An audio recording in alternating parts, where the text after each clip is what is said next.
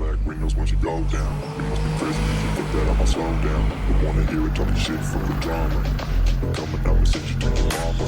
Mr. Whip, flip the gun down. Dropping bodies in the place till the sun's out. Yeah, I'm doing it hard. But the bullets fly, I'm the last one to die.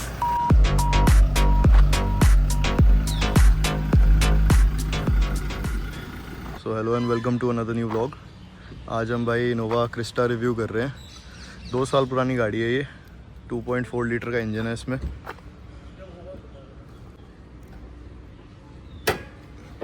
बहुत heavy hood है भाई इसका। 2400 CC का engine आता है इसमें। 147 bhp की power निकालता है। 370 कुछ Nm का टॉर्क है इसमें। बैटरी का साइज़ देखो भाई, डीजल गाड़ी है, इनकी बैटरियाँ बड़ी होती थी। BS6 वाला इंजन है ये। बहुत हैवी हुड है भाई इसका। वी वेरिएंट है ये, तो इसमें आपको LED प्रोजेक्टर हेडलैम्प्स मिल जाते हैं। लो बीम के लिए, हाई बीम के लिए आपको हैलोजन्स मिल जाते हैं। ये इसके DRL हैं इस साइड।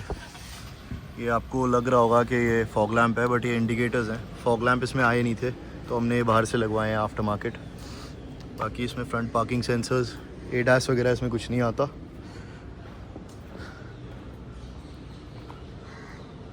$2750 का इसका व्हील बेस है। 180 mm की इसकी ग्राउंड क्लियरेंस मिल जाती है आपको। ज़्यादा ऊंची गाड़ी नहीं है ये, क्योंकि इसका ये जो फुटरेस्ट है ये सब है काफ़ी लो है। लैडर फ्रेम चैसी है इसकी। बेंचमार्क ऑफ कंफर्ट कहते हैं इस गाड़ी को भाई। ऑब्वियसली व्हील बेस इतना लंबा है, अंदर से स्पेशियस बहुत है। अभी मैं आपको अंदर से भी दिखाता हूँ। पहले रेयर एंड पे आ जाते हैं। इसका रेयर एंड आपने मल्टीपल टाइम्स देखा होगा, क्योंकि बहुत पुराना प्रोडक्ट हो गया अभी ये। ऑलमोस्ट हर इंसान ने ये देख ही रखा है इंडिया में। इसका बूट स्पेस आपको दिखा देता हूँ मैं।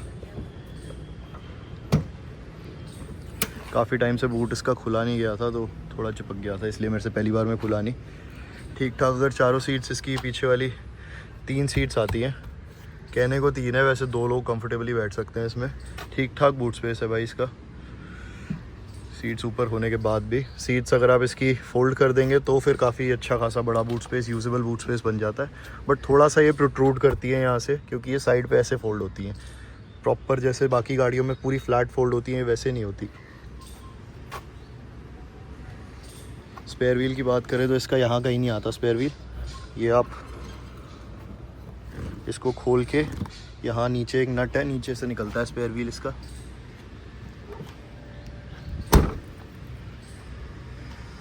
गार्ड साहब आ गए थे देखने कर क्या रहा है यहाँ पे। 205 65 R16 इसकी टायर प्रोफाइल है। अलॉय व्हील्स आ जाते हैं इस वेरिएंट में। वी वेरिएंट है ये। इससे नीचे वाले वेरिएंट्स में अलॉयज़ का शेप थोड़ा डिज़ाइन थोड़ा अलग है। ये डायमंड कट अलॉयज़ आ जाते हैं इसमें आपको। टायर्स थोड़े छोटे लगते हैं गाड़ी के लिए, बट ये MPV है तो इसमें छोटे टायर्स ही चलते हैं। अगर इस पर आप बड़े टायर्स लगवा लोगे तो थोड़ा कंफर्ट पे आप कॉम्प्रोमाइज़ कर दोगे। बाकी साइड से कुछ इस तरह से लगती है ये गाड़ी। डिज़ाइन इसका पुराना होने के बाद भी ऐसा नहीं लगता कि बेकार है, अच्छी लगती है ये गाड़ी देखने में। फ्रंट पे आपको इसके डिस्क ब्रेक मिल जाते हैं। पीछे के टायर्स में इसमें ड्रम ब्रेक्स हैं। अब आज के टाइम में तो ये आप एक्सपेक्ट नहीं करोगे कि मोस्टली सारी गाड़ियों में चारों टायर्स पे आपको डिस्क मिलता है, बट इसमें पीछे ड्रम है। सनरूफ वगैरह आपको इसके किसी भी वेरिएंट में नहीं मिलेगा। अंदर चलते हैं। रिक्वेस्ट सेंसर्स दोनों साइड पे मिल जाते हैं। अभी मैं पैसेंजर साइड से एंटर कर रहा हूँ, लॉक हो गया। तो भाई अच्छा खासा इसका डैशबोर्ड लेआउट भी अच्छा है। चौड़ी गाड़ी है। लेग स्पेस भी आगे की सीट में, अगर हम इसको थोड़ा पीछे कर लेंगे, फुल पीछे है, इतना लेग स्पेस मिल जाता है आपको।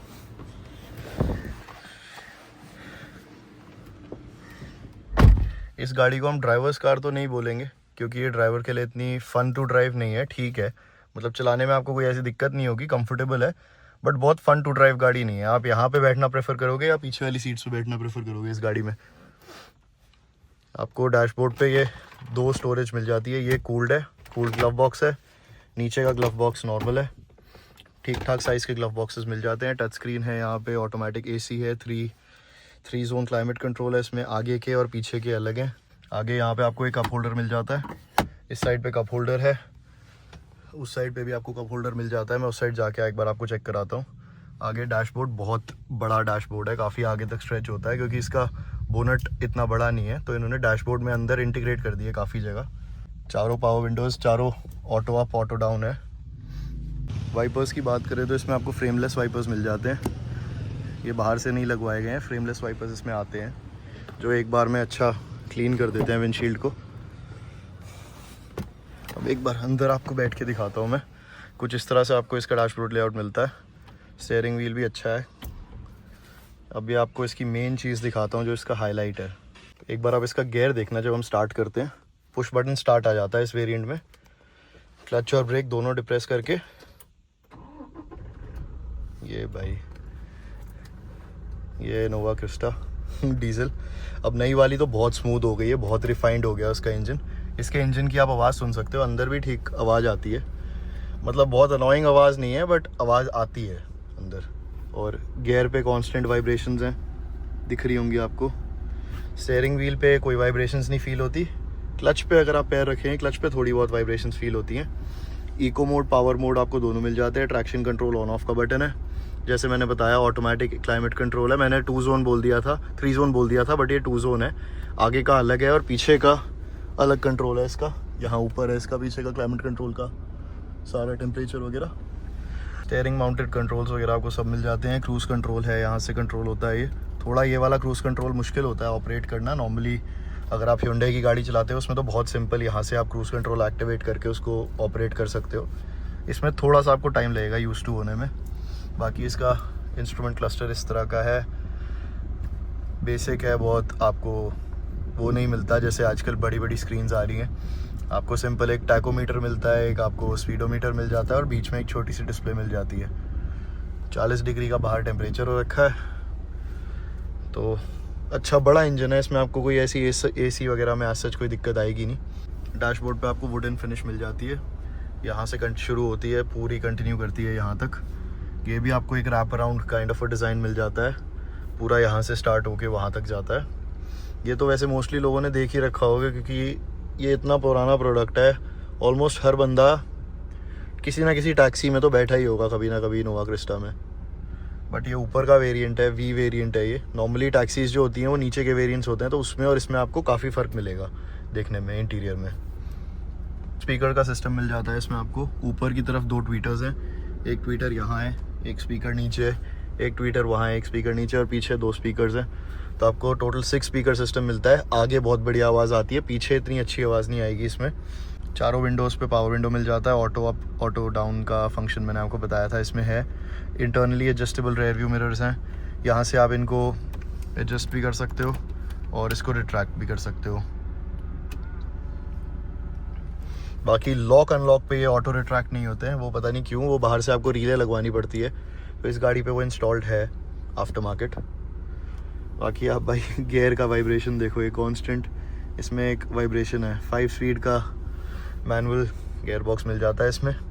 इसका ऑटोमेटिक वेरिएंट बहुत सेंसिबल लगता है मेरे को, क्योंकि इसका थोड़ा गियर शिफ्टिंग थोड़ी सी हार्ड है, मतलब उतनी सॉफ्ट नहीं है जितनी आप एक्सपेक्ट करोगे। थोड़ी सब कुछ इसका रबरी फील है थोड़ी हर चीज़ में। क्लच इतना हैवी नहीं है, क्लच ठीक ठाक लाइट है, तो ऐसी कोई दिक्कत आपको चलाने में तो नहीं आएगी। को पीछे वाली सीट पे ले जाके इसका पीछे का रेयर सीट कंफर्ट दिखाता हूँ, जो इस गाड़ी का मेन हाईलाइट है। मोस्टली जो ये गाड़ी लेगा वो ज़्यादातर पीछे वाली सीट पे ही रहना प्रेफर करेगा। अब मेरे पास की है तो ये आवाज़ कर रही है कि की आउट, बाहर रह गई है आपकी। बाहर से अगर हम देखें तो इतनी कुछ आवाज़ करती है। डीजल इंजन है तो इतना तो एक्सपेक्टेड है भाई कि आवाज़ करेगा।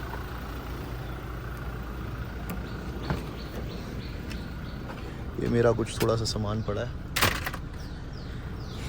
अब ये सीट पूरी पीछे हो रखी है, इससे ज़्यादा पीछे जाती नहीं है। रिक्लाइन करना चाहो तो इसको आप यहाँ से और रिक्लाइन कर सकते हो। आपको सेंटर आर्मरेस्ट मिल जाते हैं बीच वाले, दोनों के लिए सेपरेट हैं। बीच में एक आपको कप होल्डर भी मिल जाता है और आप अंदर बैठ के कंफर्टेबल गाड़ी है भाई। थोड़ा सा ऊंचा सीटिंग पोजीशन है, तो आप आगे वाली सीट से थोड़ा सा ऊपर बैठे हो, तो इसलिए आपको इतना अंदर अनकंफर्टेबल फील नहीं होगा, क्लॉस्ट्रोफोबिक फील नहीं होगा। विंडोज़ वैसे ही काफ़ी बड़े हैं इसके। यहाँ पे आपको एसी वेंट्स मिल जाते हैं, लाइट्स भी यहाँ मिल जाती है, रीडिंग लैंप्स वगैरह मिल जाते हैं। यहाँ पे भी आपको क्लाइमेट कंट्रोल सेपरेट मिल जाता है, 2 जोन क्लाइमेट कंट्रोल है। ये ऊपर एम्बियंट लाइट्स हैं। अभी दिन हो रहा है तो इतना आपको दिखेगा नहीं, बट ये रात के टाइम पे काफ़ी सुंदर लगती हैं। जब ये नई नई क्रिस्टा आई थी तो ये इसका मेन हाईलाइट था, बहुत अच्छी लगती थी ये देखने में। यहाँ पे आपको एक ट्रे मिल जाती है, तो आपको प्रॉपर ऐसा एक्सपीरियंस देगी जैसे आप फ्लाइट में हो या कहीं ऐसे हो। आप आराम से यहाँ पे रख के मैक्सिमम 10 kg तक के वेट ले सकती है। छोटा आपका आईपैड है या छोटा मैकबुक तो खैर नहीं इस पर फिट आएगा, मैकबुक थोड़ा बाहर आएगा। आईपैड रख सकते हो आप इस पर ईजिली, या फ़ोन रख के आप आराम से अपना काम वाम कर सकते हो। इसको बंद करने के लिए यहाँ बटन है, ये बटन दबाया और ये बंद हो गया। दोनों साइड पे मिल जाता है ये आपको। बीच में आपको चार्जिंग के लिए एक ये मिलता है, आपको एक चार्जिंग पोर्ट मिल जाता है, इसी से ही आपका कारप्ले चलता है। आगे कोई पोर्ट नहीं है, ये वाले पोर्ट से ही कारप्ले चलेगा। बीच में ठीक ठाक आपको क्रॉस करने के लिए जगह मिल जाती है। ये जैसे मैंने आपको बताया था 2 कप होल्डर्स यहाँ मिलते हैं, ये कप होल्डर्स हैं। पीछे वाली सीट पे मैं भी आपको जाके दिखाता हूँ, थोड़ा सा स्ट्रगल है पीछे तक जाना। तो पीछे वाली सीट एक्सेस करनी है तो आप उतर के ये वाला लीवर इसको आप पुश करो पीछे, ये सीट टम्बल डाउन हो जाएगी। थोड़ा सा सामान पड़ा है यहाँ पे तो इसको हम साइड कर देते हैं। आप आराम से यहाँ पे पैर रख के चढ़ के अंदर जा सकते हो। और इसको कुछ ऐसी आपको इसकी पीछे वाली सीट मिल जाएगी, आखिरी 3rd row. I wouldn't recommend you to be here for a very long time. मतलब आप इतने कंफर्टेबली नहीं बैठोगे, बैठ सकते हो चाहो तो थोड़ा इस वाली सीट को आगे पुश करवा के, बट इतने आप कंफर्टेबल नहीं होगे लॉन्गर रूट्स पे। थोड़ा ये रिक्लाइन अभी हो जाती है, बहुत अपराइट है ये अभी, बट फिर भी ये आगे वाली ये 2 सीट्स और ऑब्वियसली आगे की पैसेंजर सीट और ड्राइवर सीट सबसे कंफर्टेबल प्लेसेस टू बी वही हैं। पीछे वाली सीट्स पे आप बच्चों को बिठा लो तो ही बेस्ट है, वरना पीछे भी आपको वैसे मिल जाते हैं एसी वेंट्स मिल जाते हैं, यहाँ पे ग्रैब हैंडल्स मिल जाते हैं, प्रॉपर आपको सीट बेल्ट मिल जाती है, एंड यहाँ आपको कप होल्डर मिल जाएगा। बस दैट इज़ अबाउट इट। पीछे वाली सीट के लिए ये आपको थोड़ा सा फ़ोन रखने के लिए स्टोरेज मिल जाता है। वापस अगर आपको इससे बाहर निकलना है तो यहीं पे एक लीवर है, इसको आपने पुश किया, ये आपकी सीट टम्बल डाउन पूरी वैसे हो जाती है। अभी एक बार में हुई नहीं, कभी कभी हो जाता है ऐसे, दोबारा करेंगे। अब ये पूरी टम्बल हो गई, आराम से ऐसे टम्बल होके आप यहाँ से ईज़िली बाहर निकल सकते हो। इसका एक और मैं आपको एक हैक दिखाता हूँ बहुत बढ़िया। अगर आप लॉन्गर रूट्स पे हो, इसको आपने किया नीचे, यहाँ ये आप पीछे वाली सीट को करो आप रिक्लाइन, और आराम से यहाँ पैर ऐसे सीधे करके जूते वूते उतार के ईज़िली आप लेट के जा सकते हो बहुत कंफर्टेबली। वापस आगे वाली सीट पे चलते हैं। भाई हाईवे पे इसकी आपको 18 के आसपास की एवरेज इजीली मिल जाएगी। 55 लीटर का टैंक है तो अच्छी खासी रेंज भी बन जाती है। 55 लीटर 18 की एवरेज, तो आप इजीली कोई भी आपकी डेस्टिनेशन हो आप आराम से पहुंच सकते हो। वापस ये गाड़ी एक बार स्टार्ट करते हैं, दोबारा आप एक बार गियर देखना, थोड़ा इस बार क्लोजअप से दिखा रहा हूँ।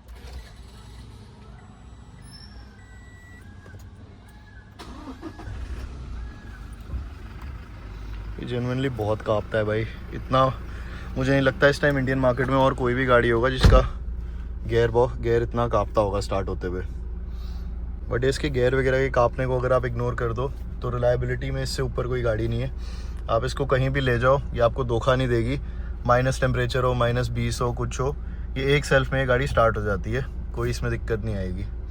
बाकी अगर आप महिंद्रा लेके जाते हो कहीं ऐसी जगह पे जहाँ माइनस टेम्परेचर है और डीजल गाड़ी है, तो वो भाई स्टार्ट होने में आपको बहुत दिक्कत देगी। आप आगे इंजन पे कभी गर्म पानी डालोगे, कभी कुछ करोगे, तब भी आपकी गाड़ी बहुत मुश्किल स्टार्ट होगी, और गाड़ी के इंटरनल्स को जो नुकसान होता है वो तो अलग है ही है। ये आपको फिर भी एक बार में एक सेल्फ में स्टार्ट हो जाएगी, आपको दिक्कत नहीं देगी। अब भाई now let's get to the driving part.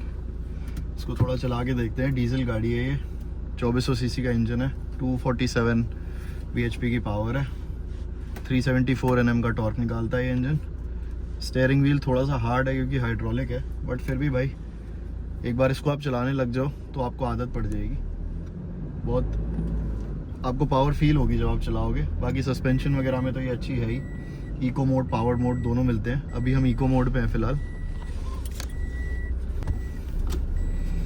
आगे स्पीड ब्रेकर आ रहा है तो इस पर आपको थोड़ा इसके सस्पेंशन का पता लग जाएगा। बहुत इजीली निकल जाती है ये। छोटे टायर होने के बाद भी इसको कोई ऐसी दिक्कत नहीं होती। जैसे मैंने आपको बताया था, अगर इसके टायर आप बड़े करा भी लेते हो तो आप कंफर्ट पे कॉम्प्रोमाइज़ करोगे, कोई फ़ायदा नहीं होगा उस चीज़ का। बाकी स्पीकिंग अबाउट द कंफर्ट, यहाँ आपको कप होल्डर मिल जाते हैं। चलते हैं भाई एक बार इसको पावर मोड पे थोड़ा लॉन्च करते हैं। पावर मोड पे है गाड़ी, ज़्यादा हैवी लॉन्च तो नहीं करूँगा मैं क्योंकि रोड ऐसी है ये। बट भाई भागती तो बढ़िया है ये। अभी ज़्यादा नहीं मैंने कुछ किया, 40 तक ही लेके गया हूँ। बट सेकंड गियर पे बहुत बढ़िया पुल है इसका। इनफैक्ट थर्ड गियर पे अगर आप पुल देखोगे तो थर्ड गियर पे इसका बेस्ट पुल मिलता है आपको। 100 तक चली जाती है थर्ड गियर में गाड़ी आराम से। एक बार लेफ्ट लेके थोड़ा भगाने का देखते हैं। थोड़ी खाली रोड है लेफ्ट पे, जो कि पता नहीं अभी खाली होगी कि नहीं है फिलहाल खाली। बट यहाँ थोड़ा एक टूटा हुआ पैच आता है तो इससे सस्पेंशन का पता लग जाएगा गाड़ी के। भाई आराम से निकल जाती है, पता भी नहीं चलता कि कुछ झटका था कुछ था।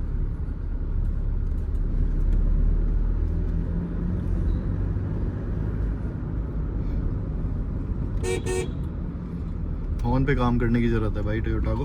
अपनी सारी गाड़ियों में इतना पतला इतना मीक हॉर्न देते हैं ये।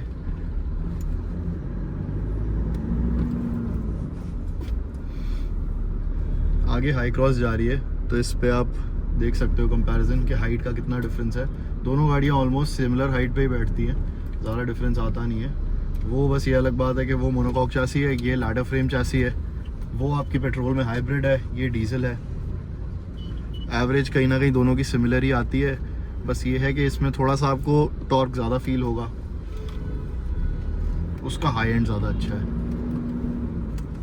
ये लो एंड पे खिंचती है आपकी 1500 आरपीएम पे ही आपको लगेगा कि बढ़िया आपको पुल मिल गया इसमें।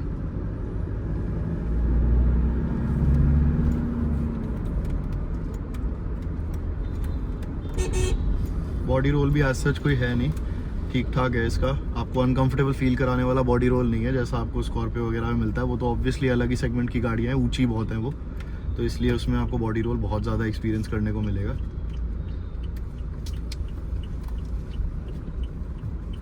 This being the benchmark of comfort, तो इसमें आपको बॉडी रोल भी नहीं मिलता, ज़्यादा अप एंड डाउन मूवमेंट भी नहीं है।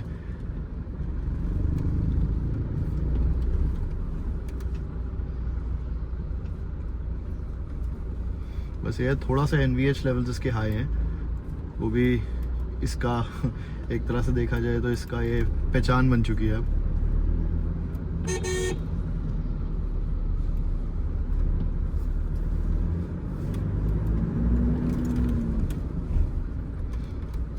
अब इसको एक बार मैं इको मोड पे डाल के देखता हूँ कितना डिफरेंस आएगा। अब गाड़ी इको मोड पे है तो थोड़ा दब जाती है गाड़ी चलने में, थोड़ा पावर कट डाउन कर देती है और उसकी जगह पावर कट डाउन करके आपको एवरेज निकाल के देती है ये इको मोड पे। बाकी अभी फ़िलहाल ये 12 की एवरेज दे रही है गाड़ी फ़िलहाल सिटी में, जैसा हम इस रोड्स पे चला रहे हैं। हाईवे पे मैंने आपको बताया 18-19 के आसपास की एवरेज दे देती है बहुत आराम से, जिसमें आप ऐसा नहीं है कि बहुत आराम से आप चला रहे हो या कुछ, आप ठीक ठाक अपने हिसाब से चलाओगे, तेज़ भी चलाओगे तब भी इतनी ही एवरेज निकाल के देगी। 18-17 हो जाएगी ज़्यादा से ज़्यादा अगर आप गंदी चलाओगे तो, उससे कम नहीं जाएगी हाईवे पे इसकी।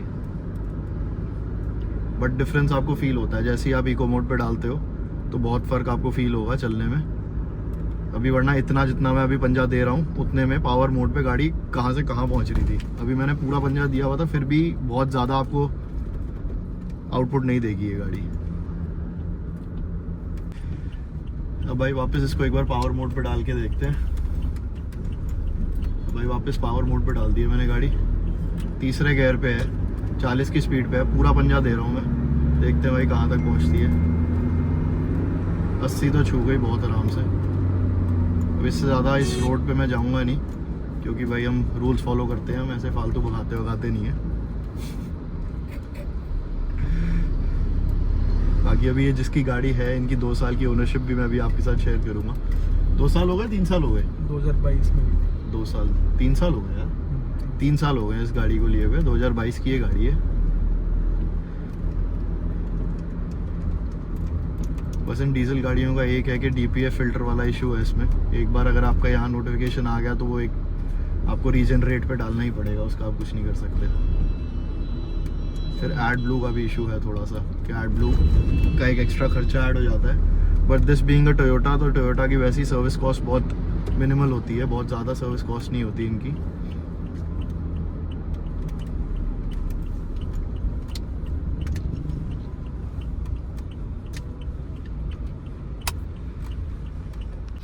अब आपको भाई इस गाड़ी के ओनर से मिलवाते हैं। ये इनको आपने मेरे दूसरे व्लॉग में देखा होगा।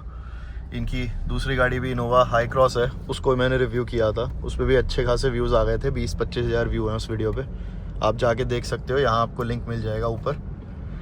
तो सर आपने दोनों इनोवा क्यों रखी हुई हैं? आप पहले मेरे को ये बताओ, इतना आपको क्या प्यार है इनोवा से? टोयोटा बीइंग टोयोटा, उसमें मतलब रिलायबिलिटी का तो कोई इशू है ही नहीं।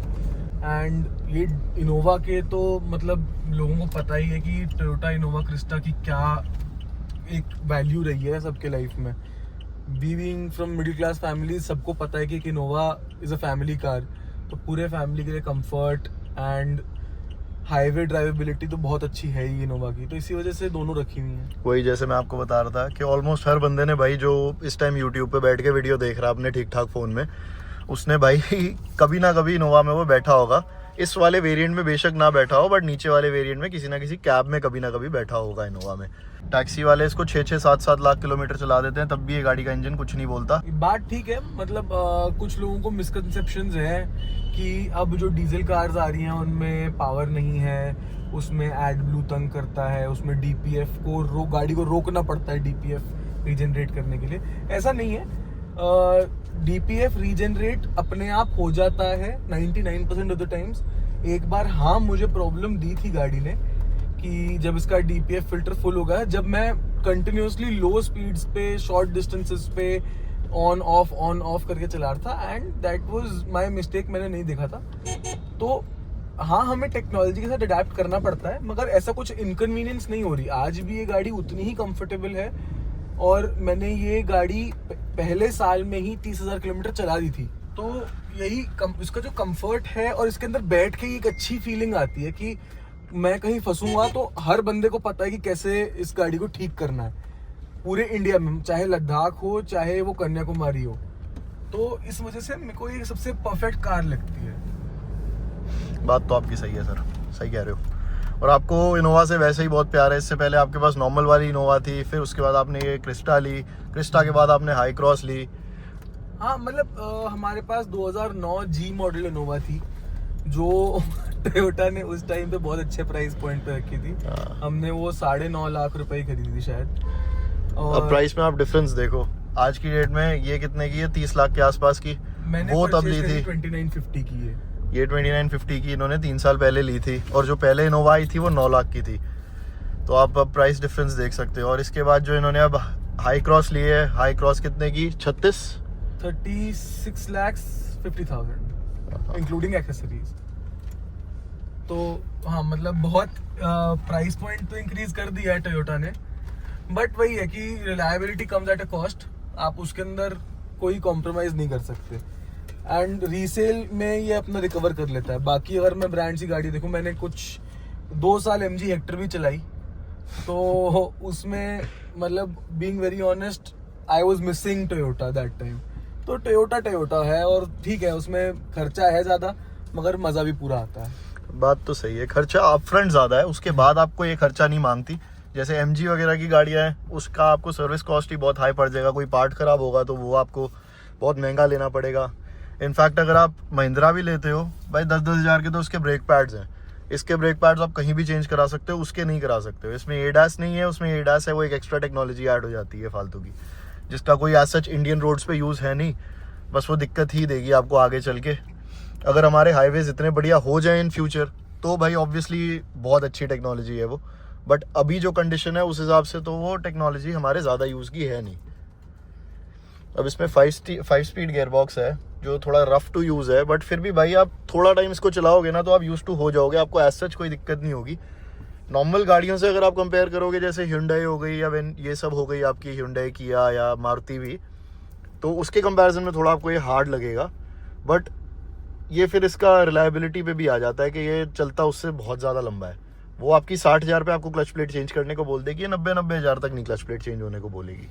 ये रफ एंड टफ गाड़ी है, इसको आप for its size and for its tyre size आप इसको कहीं भी चढ़ा सकते हो। इसका टॉर्क इतना ज़्यादा है कि बिल्कुल मसूरी की ऐसी चढ़ाइयाँ जहाँ पे बाकी गाड़ियों क्लच प्लेट से जलने की स्मेल आ जाती है, ये गाड़ी बिना किसी टेंशन के बस पावर मोड पे डाल के बहुत ज्यादा एफर्ट डाले बिना कहीं भी क्लाइम कर जाएगी। कई जगहों पे तो हमने इसको पावर मोड पे भी नहीं डाला था। हम अभी हाँ। न्यू ईयर पे लेके गए थे इसको मसूरी, तो भाई हमें पावर मोड पे डालने की भी जरूरत नहीं पड़ी। दूसरे गियर पे थी गाड़ी, इजीली ऐसे सीधी खड़ी चढ़ाइयों पे भी सिर्फ क्लच पे चढ़ रही थी गाड़ी, बाकी गाड़ियां रुक रही थी, फंस रही थी।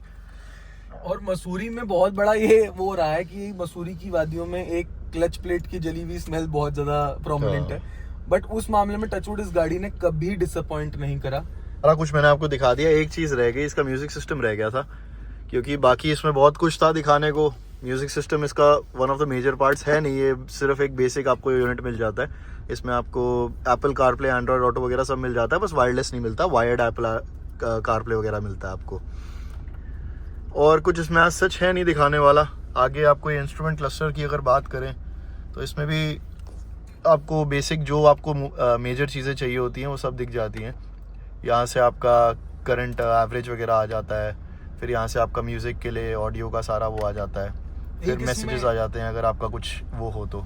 चलो आज की वीडियो में आपको बहुत ज्ञान मिल गया। See you in the next vlog.